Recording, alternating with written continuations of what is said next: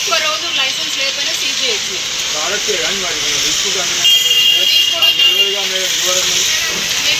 అందరూ ఎవరు తీసుకోలేదు కాబట్టి మేము తీసుకోలేదు.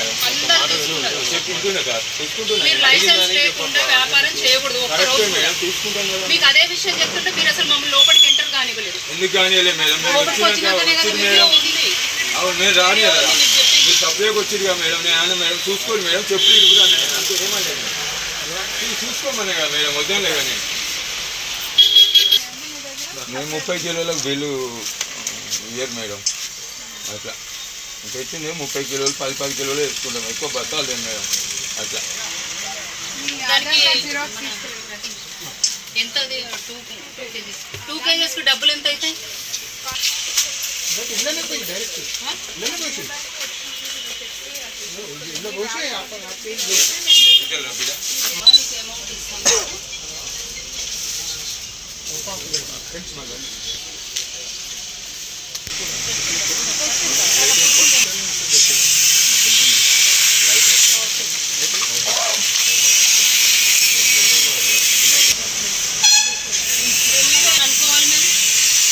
ఎప్పుడు యూజ్ చేసినారు, ఎప్పుడు అయిపోతుంది, దీని మ్యానుఫ్యాక్చరింగ్ డేట్ అయితే ఎక్స్పైర్ డేట్.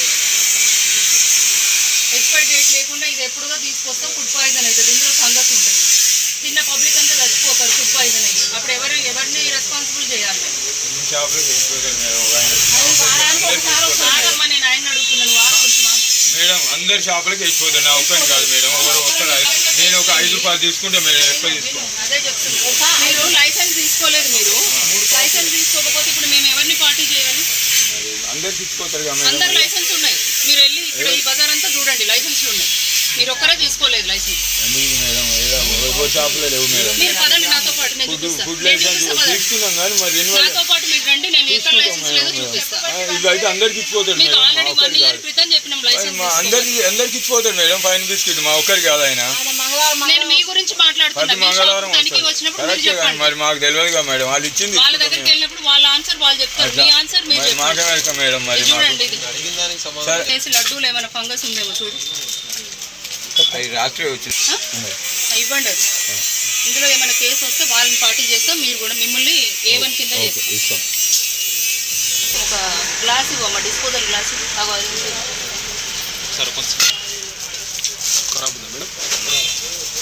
పచ్చళ్ళు కలర్ ఉంది, వాటర్ పోయింది.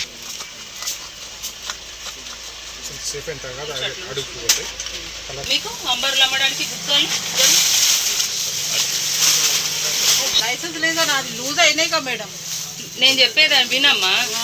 నువ్వు అది ఫుడ్ అనుకుంటే ఫుడ్కు లైసెన్స్ ఉండాలి, ఫుడ్ కాదనుకుంటే దానికి సపరేట్ లైసెన్స్ ఉండాలి కదా.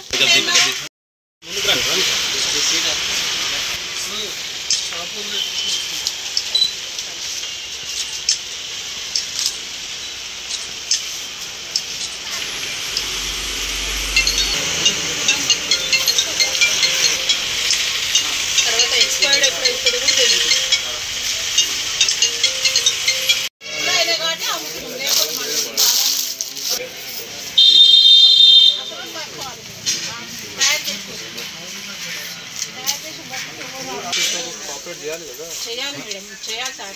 మీరు అసలు లైసెన్సే లేదు, మీరు ఇంత ధైర్యంగా మాట్లాడుతున్నారంటే అసలు మిమ్మల్ని ఏమనుకోవాలి? మమ్మల్ని నాన్న మాటలు అయితే తిన్నాగా మేడం. మరి రికార్డు ఎవరెవరిని తిట్టిరో రికార్డు ఉంది.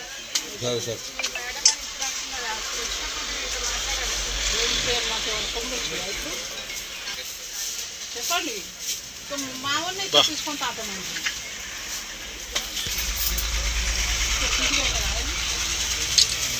అమ్మటో ఏం చేయరు, మామూలు వాళ్ళని పట్టుకొని తీరుస్తారు.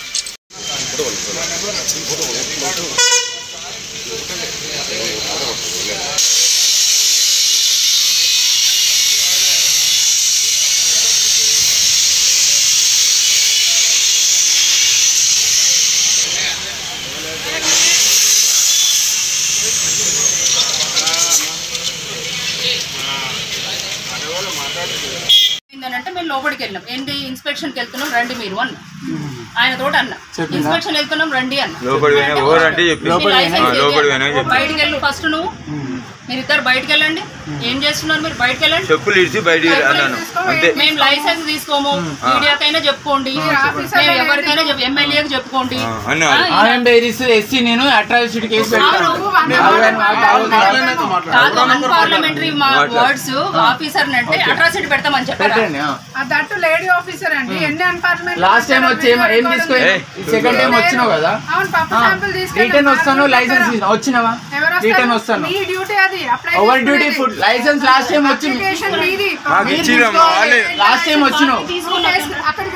సార్ మాట్లాడుతున్నాడు, సార్ మాట్లాడుతున్నాడు. నేను సార్ మాట్లాడుతున్నాడు.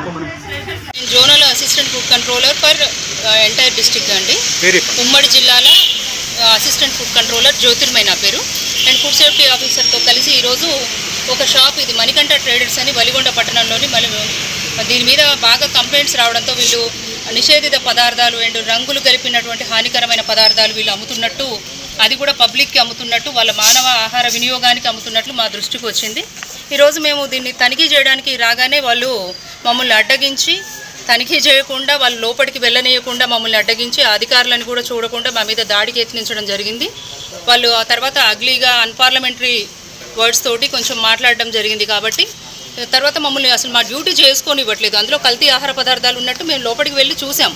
సో దానికోసం వాళ్ళు ఏం చేశారనంటే మమ్మల్ని మా విధులకు అంతరాయం కల్పించారు, వాళ్ళు ఆటంకం కల్పించారు. అందులో అసలు లైసెన్స్ లేకుండా ఎవరు కూడా వ్యాపారం చేయకూడదండి. ఫుడ్ లైసెన్స్ లేకుండా వ్యాపారం చేస్తున్నారు వీళ్ళు. మేము ఒకసారి లైసెన్స్ ఉందా అని అడగడమే వాళ్ళు తడవుగా మా మీద దాడికి ప్రయత్నించారు. సో మేమేం చేసామనంటే ఇమీడియట్లీ డీసీపీ గారిని, స్థానిక డీసీపీ గారు అండ్ ఎస్ఐ గారిని మేము కన్సల్ట్ అయ్యాం ఫోన్లో. వాళ్ళు ఇమీడియట్లీ మాకు సెక్యూరిటీ కల్పించారు.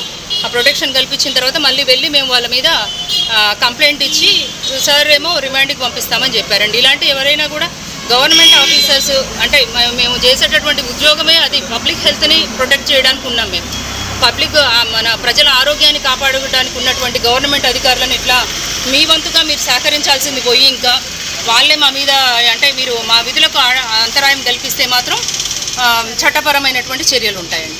Thank you. చేసుకుంటూ వచ్చాము. ఇది రాఘవేంద్ర హోటల్ చేశాము.